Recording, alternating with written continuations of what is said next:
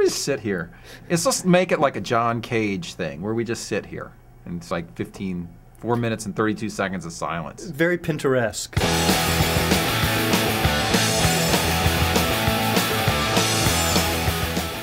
Welcome to the Rowdy.com Big 3 Payback Edition. You got it. Oh, yes. I am Bassmaster sitting alongside Buck Fever with our friend, sort of, Jerome Buzz Cutler with the cameras, and the questions today. I feel like we've done the Payback Edition We before. have. We have. It's the NASCAR. boys have at it. It's 2010. I'm so glad, by the way, NASCAR didn't step in. So very. Okay, well, we'll get to that later. We're going to save that for issue number 3. All right. We're going to start with the performance of Greg Biffle, but not just the performance of Greg Biffle, because Carl Edwards and Matt Kenseth finished 6th and 7th, respectively. So what did they find? What's going on? Well, look, Paul Menard was good, and AJ Allmendinger finished in the top 10 as well. Ford is back, baby. Look, they needed to run well on a downforce track. I think you cannot overstate the disappointment those teams must have felt, especially Biffle at Dover last week, because that is a bread and butter track for them, and they just simply did not perform. They did at Kansas, with Biffle being by far the best car out there. Put the thing wherever he wanted. Just a great race car for him, and I think if you listen to him, you'll see that his confidence now is pretty high. Still 85 points behind you-know-who. But so, guess what? I'm not banking on him winning this thing just yet, but it was nice to see a guy run with Jimmie and beat Jimmie. It's great to see the Fords doing well. Didn't expect to see the Fords doing well. Never expect to see Matt Kenseth up there. But the truth, doesn't matter. Well, look, it doesn't matter. Okay, I'm not quite as pessimistic as you, And we'll get to that. Right now, let's talk about... I mean, let's get to that. There's a reason it's great they ran well. But look at the Hendrick cars. Jimmie 2nd, Tony 4th, Jeff Gordon 5th. They basically outran all the Fords except for Greg Biffle. That's why it doesn't matter. Okay, meatballs. You can be all excited for Ford, and you should be all excited because, you know, teams usually are either getting better or they're getting worse. And Ford, I think, is still on the upswing. But you got to be very, very frightened when you see what the 48 car did. But Jimmie Johnson said he's not worried about who's in the points lead right now. Oh, did he say that? Well, he may not be worried. I'm not worried about who's leading the championship right now. I know we came in second. Of course, I wanted to be leading. But I could care less where the 11 was today. It's just not time to worry about that stuff.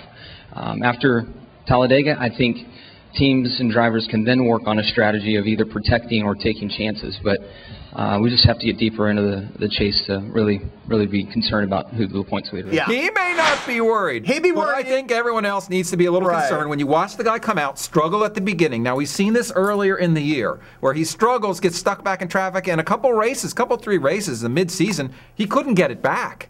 You know, and we were like, what the hell's going on? This is another one of those typical Jimmie Johnson, Chad Knaus races. All right, buddy, I made all those changes. Now you go ahead and drive to the front. Okay, Chad. And off he goes and finishes 2nd. It's got to be scary. That's not what Jimmie He said like. it just, okay, Chad. It's That's exactly what he said. It's like when your football team runs down a 97-yard play, you're like, yeah, we're in it. You kick the ball off, the other team does it just as well. I mean, you think Jimmie will be good at California? He won there earlier this year. He's won there a bunch of times. You think he'll be good at Charlotte? A little bit weaker there lately, but...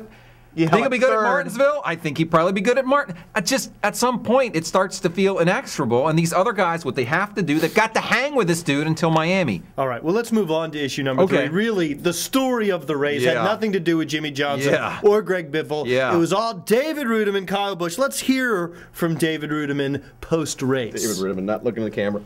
He ragged me. He just drove over me. I mean, I'm on the bottom of the racetrack. He's got the whole top of the racetrack to go to, and he run over me. I got wrecked. You guys can sugarcoat it all you want, but he wrecked me. You can tell me how hard he drives, how much he wants it above everybody else. That's all fine. You guys can say all that, but he just wrecked me. In your opinion, should he have waited until early next season to exact retribution? If he was going to exact retribution, if he felt that... First, I'm kind of mixed feelings about this, because on the one hand... He had it coming. He had it coming. He's a googly-eyed, mean SOB jerkface that, you know, he's such a little cock. He had it coming. Tell us what you really think. He had it Have you ever sat down for a meal with Kyle? Kyle, I want you to know that those are the sentiments of Buck Fever. Do not necessarily reflect the sentiments of Rowdy.com. I have 2 things on this. But if Mark Martin had it would have been a totally different situation. You don't sit there and tell another race car driver that they need to learn from you, especially when he did at Bristol. When they're older than you. It's just a jerk face. Okay, Buck, I hear where you're coming from. Let's talk about Kansas a little bit. First of all, there's 2 sides to this. One is Kyle runs over the guy from behind. I know. And you can't tell me that doesn't happen every single race. On the other hand, might have been Rudiman's fault too. On the other hand, at some point, it doesn't matter whether a guy was trying to wreck you or not if he keeps getting into you. And you remember how angry Jeff Burton was at Kyle earlier because he said, I don't care if he's trying to hit me, he hit me. And at some point, you need to be careful enough around me. And David Rudiman was basically told by his crew chief, dude, look, you can't keep taking this stuff off of people. You're going to have to go out there and do something about it. So, at some point, there is a straw that breaks the camel's back. And if you're going to retaliate against the guy, you got to do it. You know what I think was telling is just how bad David Rudiman was at punting. I know. I think he's really nice. He's not used to wrecking guys. Yeah. He doesn't want to do that. But he felt he had to and was basically told, dude, you got to do it. So he did it. Having said all that, on the other side, the punishment of wrecking a guy in the chase is greater than wrecking a guy in the regular season. But, as Mark Garrow said to me, and we'll say on today's Rowdy podcast,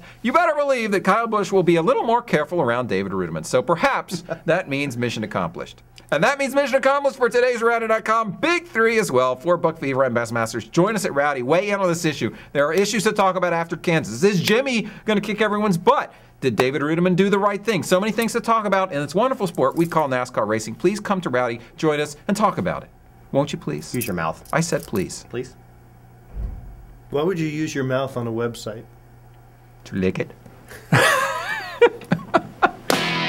Rowdy.com. Say it like it is. Say what like it is? Rowdy.com.